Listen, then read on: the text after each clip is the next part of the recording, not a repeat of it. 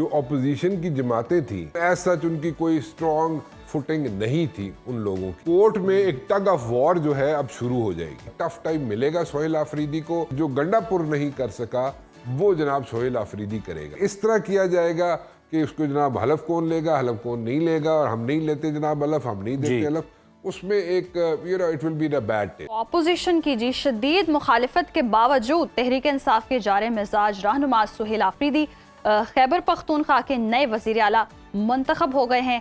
KP assembly में होने वाले इलेक्शन में उन्होंने 90 वोट हासिल किए। सोहेल आफरीदी के इंतखाब के साथ ही वजीर आला के इलेक्शन पर नया तनाज़ा शुरू हो गया है। कानूनी और आइनी जंग शुरू हो चुकी है। गवर्नर खैबर पख्तूनख्वा फैसल करीम कुंडी ने वजीर आला के इलेक्शन को गैर आइनी करार दिया है और हलफ लेने से इनकार कर दिया है। तहरीक इंसाफ सोहेल आफरीदी के हलफ बर्दारी के लिए जी पेशावर हाई कोर्ट पहुंच गई है। PTI ने दरख्वास्त में मौक़िफ़ इख्तियार किया है कि सूबे में 2 दिन से हुकूमत नहीं है। सोहेल आफरीदी वज़ीर आला मुंतखब हो चुके, गवर्नर सूबे से बाहर हैं। वज़ीर आला की हल्फ बर्दारी के लिए किसी को नामजद किया जाए। दरख्वास्त पर समाअत करते हुए चीफ जस्टिस सैयद मोहम्मद अतीक शाह ने एडिशनल अटॉर्नी जनरल को हिदायत की कि वो गवर्नर हाउस असम्बली की तस्दीक करें और इस हवाले से गवर्नर की राय भी ली जाए। इसके बाद मामले को दोबारा देखेंगे। केस की समाअत आज फिर होने जा रही है। बिल्कुल, गुज़श्ता रोज़ मुस्लिम लीग नून के वफ्द ने मौलाना फजलुर रहमान की रिहाइशगाह पर उनसे मुलाकात की है, जिसमें खैबर पख्तूनख्वा की सियासी सूरत हाल पर तबादला ख्याल हुआ। दोनों जमातों ने वज़ीर आला के इलेक्शन पर अदालत जाने का फैसला करते हुए इस बात पर भी इत्तेफाक किया है कि वज़ीर आला का इंतखाब एक गैर आइनी अमल है जिसे कबूल नहीं किया जा सकता। ऑपोजिशन की तमाम जमातें इसको मुस्तरद करती हैं और इस सिलसिले में चीफ जस्टिस और पेशावर हाई कोर्ट से तवक्को ये कि वो इस मुतनाज़ पार्लिमानी अमल का हिस्सा नहीं बनेंगे।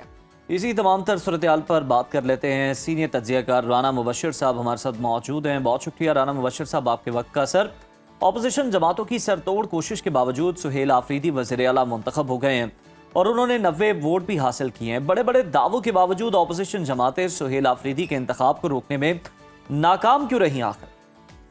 देखिए, द रियलिटी इज़ कि सोहेल आफरीदी जो है उसने वज़ीर आला बनना ही बनना था।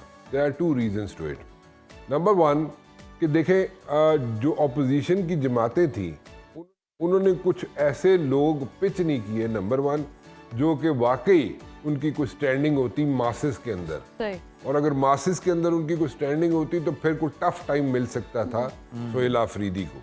लेकिन ऐसा उनकी कोई स्ट्रॉन्ग फुटिंग नहीं थी उन लोगों की। एंड सेकेंडली, मेरे ख्याल में खाना पूरी की गई, चाहे पीपल्स पार्टी हो, चाहे नून लीग हो, चाहे JUI हो, इन सब लोगों ने जो अपने कैंडिडेट्स पिच किए वो उन्होंने खाना पूरी की। Just for the hack of it उन्होंने नाम दिए ताकि एक प्रेशर माउंट हो सके और बता सके कि हम लोग भी एग्जिस्ट करते हैं। तो politics is all about existing, you know.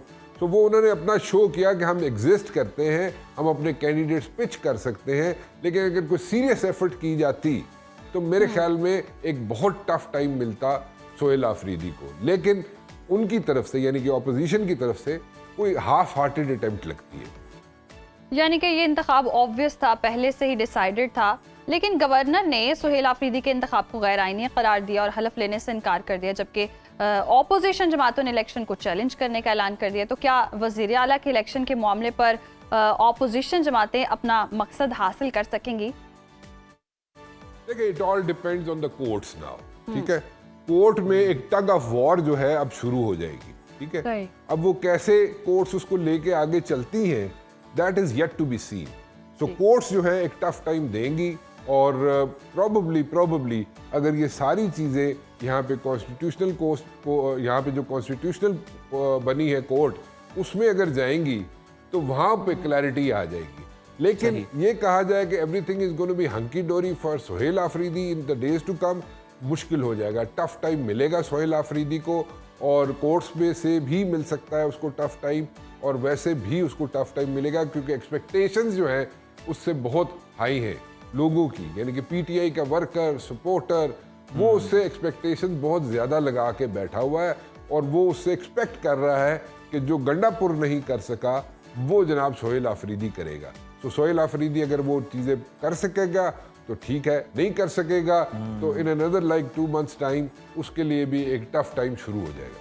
Rana साहब, सुहेल आफरीदी से अब ये सवाल तो पैदा हो गया कि वज़ीर आला का हल्फ आखिर लेगा कौन, उनकी तैनाती का नोटिफिकेशन मतलब कौन जारी करेगा, कहाँ से जारी होगा, इन तमाम सवालात के जवाब क्या हैं?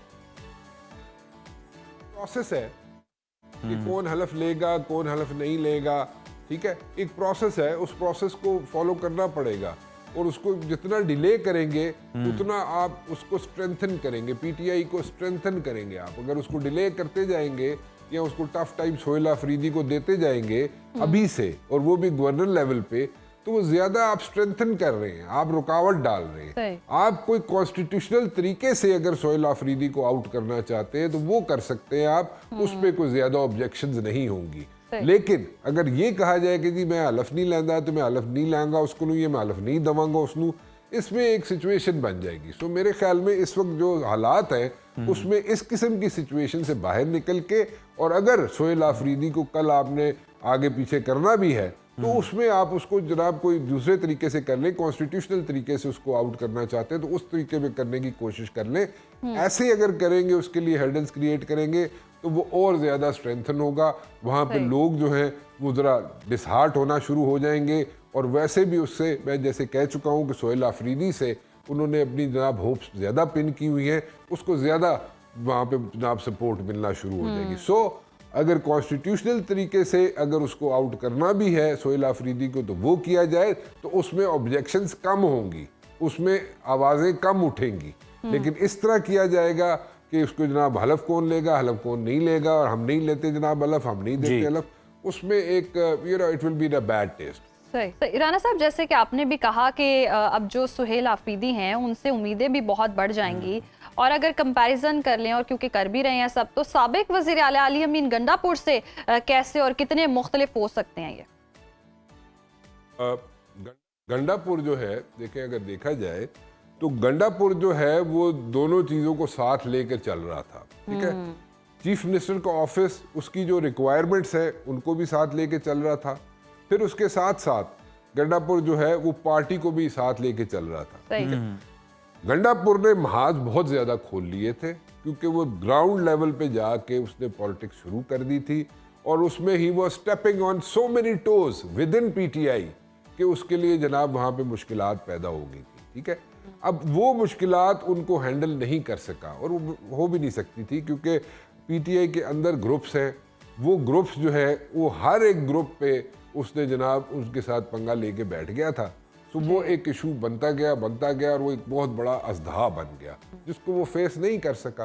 सो इसलिए वो तो गंडापुर की ये सिचुएशन थी। अब रह गया आफरीदी अगर चीफ मिनिस्टर ऑफिस को भी साथ लेके चलता है, एज अ चीफ मिनिस्टर चलता है, और पार्टी की भी एक्सपेक्टेशन पे पूरा उतरना चाहता है, तो वो एक डिफरेंट सिनेरियो होगा, एक डिफिकल्ट सिनेरियो होगा। वो उस डिफिकल्ट सिनेरियो को पूरा कर सकेगा, नहीं कर सकेगा, ये एक बहुत बड़ा इम्तिहान होगा सोहेल आफरीदी के लिए, क्योंकि उसको एक साइड चुननी पड़ेगी। तो अगर एक साइड चुनेगा तो दूसरी साइड जो है वो उससे जनाब नाला होगी, अगर दूसरी साइड चुनेगा तो फिर वो उसको जनाब स्टेप डाउन करना पड़ेगा। जैसे मैं पहले कह रहा हूँ कि अगले 1-2 महीने सोहेल आफरीदी के लिए बहुत टफ है, उसके लिए बहुत बड़ा इम्तिहान है।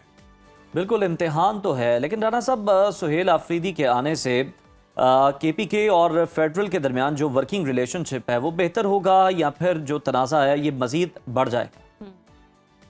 मैं वही कह रहा हूँ ना जी कि देखें, चीफ मिनिस्टर के लेके चलना पड़ता है। चीफ मिनिस्टर है ना, चीफ मिनिस्टर को स्टेट के साथ भी चलना पड़ता है, चीफ मिनिस्टर को जनाब मरकज़ के साथ भी चलना पड़ता है, चीफ मिनिस्टर को ऐसी चीज़ें करनी पड़ती हैं कि जो जनाब जो पॉलिसी है जो ऊपर से नीचे आ रही होती है, कई चीज़ें ऐसी होती हैं जिनको फॉलो करना पड़ता है, और अगर वो ना करे तो फिर जनाब वो एक ऐसा समझा जाता है चीफ मिनिस्टर के जो एक अलग तरीके से चल रहा है। जैसे आपको याद होगा कि जब इमरान खान आया था, प्राइम मिनिस्टर बना था इमरान खान, तो यहाँ पे अक्सर औकात देखने में ये आया था कि मुराद शाह जो है चीफ मिनिस्टर सिंध जो है वो नहीं आया करता था, ठीक है, या आता भी था कभी कभार तो बड़ा हाफ हार्टेड अटेम्प्ट होती थी मुराद शाह की। सो इसी तरह ये फिर आ गई। इसी तरह अगर सिलसिला चलता रहा कि यहाँ से पता चले जनाब सोहेल आफरीदी जो है मरकज़ के अंदर अगर इकट्ठ हो रहा है, सारे चीफ मिनिस्टर्स इकट्ठे हो रहे हैं और वहाँ पे सोहेल आफरीदी नहीं आ रहा, तो वो भी एक सिचुएशन ही है ना, वो एक सिचुएशन बनेगी। तो दोनों ऑफिस को साथ लेके चलना, पार्टी को भी साथ लेके चलना और साथ साथ जनाब चीफ मिनिस्टर ऑफिस को भी साथ लेके चलना, ये बहुत बड़ा इशू होता है, बड़ा इम्तिहान होता है। तो इस पे मैंने इसीलिए कह रहा हूँ कि इस पे कैसे इसको पूरा करेगा, इन दोनों चीज़ों को बैलेंस कैसे करेगा सोहेल आफरीदी, जी। ये एक बहुत बड़ा इम्तिहान है और अगले 1.5-2 माह में ये सारी चीज़ें क्लियर होनी शुरू हो जाएगी। यकीनन दोनों साइड्स को लेकर चलना मुश्किल है और बैलेंस करना भी बहुत ज़रूरी है। राना साहब, वज़ीर आला सोहेल आफरीदी दहशतगर्दी के खिलाफ जंग और अफ़गान शहरियों की वापसी के मामले पर नज़रसानी कितनी कर सकेंगे और क्या इस हवाले से कोई वफाकी पॉलिसीज़ पर मज़ाहमत भी कर पाएंगे? डिफ़िकल्ट ट्रिकी टॉपिक है, डिफ़िकल्ट है और डिफ़िकल्ट इसलिए है कि जो बात वो करते हैं कि जनाब उनसे बातचीत की जाए। देखिए, बातचीत हमेशा की जाती है किसी भी दुश्मन के साथ या जो यहाँ पे टेररिस्ट होते हैं उनके साथ बातचीत उस वक्त होती है जब आप पोजीशन ऑफ स्ट्रेंथ पे होते हैं। जब आप पोजीशन ऑफ स्ट्रेंथ पे होंगे तो आप बातचीत करेंगे तो उसका नतीजा भी निकलेगा। जब आप कहें जनाब कि नहीं हम डिफेंसिव होकर बातचीत करें तो उसका नतीजा नहीं निकलता और अगर निकलता भी है तो वो गलत निकलता है। So as a student of DSS मुझे जो समझ आती है वो ये है कि जनाब पोजीशन ऑफ स्ट्रेंथ से मुज़ाकरात हो सकते हैं। पहले बताना पड़ता है, अपने आप को प्रूफ करना पड़ता है कि मेरी स्ट्रेंथ क्या है। आपने अपनी स्ट्रेंथ शो की है, पाकिस्तान ने अपनी स्ट्रेंथ शो की है और बड़ा क्लैरिटी के साथ जवाब दिया है। उसके बाद कैसे चीज़ें शेप अप होती हैं उसको देख लेंगे। जैसे जैसे चीज़ें शेप अप होंगी, अगर वहाँ पे कोई रास्ता बनता है मुज़ाकरात का तो we will go for it. अगर नहीं बनता तो ठीक है, हमने जो स्टैंस लिया हुआ है हम इससे ज़्यादा और क्या बर्दाश्त कर सकते हैं। राना साहब, अब KP के अंदर इस तब्दीली की जो अहम वजह है, जो मकसद है, उसकी तरफ आते हैं। बानी PTI की रिहाई के लिए सोहेल आफरीदी ने एहतजाज का ऐलान करते हुए ये वाज़ेह किया है कि वो एहतजाजी सियासत के चैंपियन हैं, बानी को रिहा कराएंगे। आपको लगता है एहतजाज से बानी PTI को अडयाला जेल से रिहा करवाया जा सकता है? देखिए, ये तो एक ऑब्जेक्टिव है, प्राइमरी ऑब्जेक्टिव है जिसको अचीव करने में आज तक PTI नाकाम रही है। ठीक है, ऑनेस्टली अगर बात पूछें आप तो ये है। और उसमें बहुत सी कोशिशें हुई और एक तो दौर था, एक ज़माना था और कोई इतना लंबा दौर नहीं है, इतनी पुरानी बात नहीं है, जब गंडापुर जो था वो एक ऐसे एग्रीमेंट के साथ पहुंच गया था जहां पे अगर कोई चीज़ें मज़ीद उसको लेके आगे चलता गंडापुर तो मेरे ख्याल में और इमरान खान खुद भी उसको लेके आगे चलते। ऑब्वियसली इमरान खान की मर्जी के बगैर तो नहीं हो सकता था, लेकिन गंडापुर ऐसी सिचुएशन पे लेके आ गया था चीज़ों को कि कोई ना कोई चीज़ें, कोई ना कोई रास्ता निकल सकता था। लेकिन उसमें हुआ क्या कि जिस दिन कुछ चीज़ें शेप अप होनी शुरू हुई उस दिन पता चला कि जनाब गंडापुर को जनाब KPK की सदारत से ही हटा दिया गया। ठीक है, सो वहाँ पे चीज़ें फिर गड़बड़ हो गई।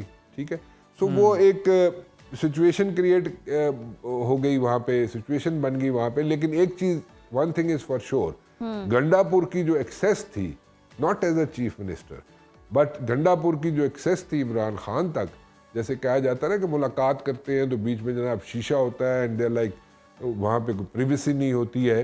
सो वो नहीं था, उसको प्राइवेसी भी मिलती थी, उसको जनाब मुलाकात भी होती थी गंडापुर की इमरान खान के साथ और बड़े काफ़ी देर तक होती थी और बड़े लंबी मुलाकातें होती थी जहाँ तक मेरी नॉलेज है। और उसमें वो किसी न किसी हल की तरफ भी जा रही थी चीज़ें, लेकिन नहीं हुई। अनफॉर्चुनेटली उसको सदारत से हटा दिया गया, वो भी एक उसके लिए बहुत बड़ा एक सेटबैक था। फिर उसके अंदर से जैसे मैंने कहा, Gandapur was stepping on so many toes, इतनी दुश्मनियाँ उसने खड़ी कर ली थी PTI के अंदर लोगों के साथ, तो वो भी सारे लोग उसके अगेंस्ट थे।